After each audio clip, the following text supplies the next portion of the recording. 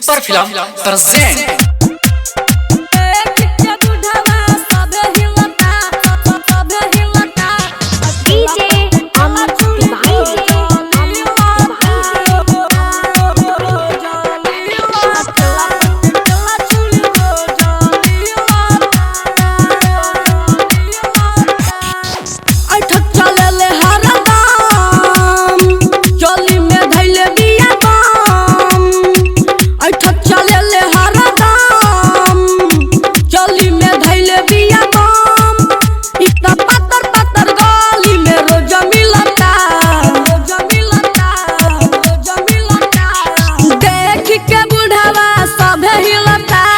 ठेला पके केला छोड़ी रोजली लता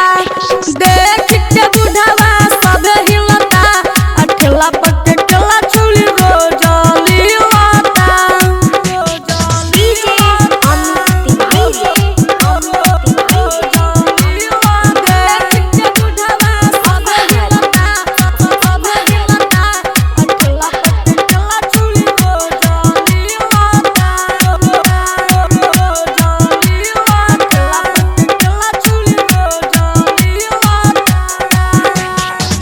बंगाल से आइल बिया बिया गदराइल रे डाल 10,000 ऐसन मोकना भेटाई रे मोकना भेटाई रे बंगाल से आइल बिया बिया गदराइल रे डाल 10,000 ऐसन मोकना भेटाई रे हियर केष्टा के माल चल के पूछल जाई हाल एकर जवानी देखे खूब खिलता देख के बुढ़ावा सब हिलता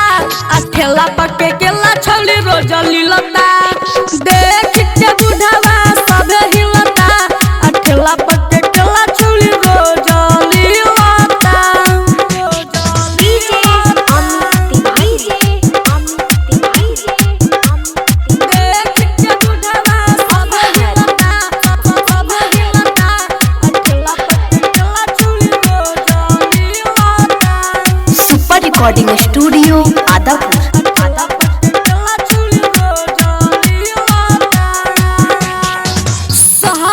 के फसवले बिया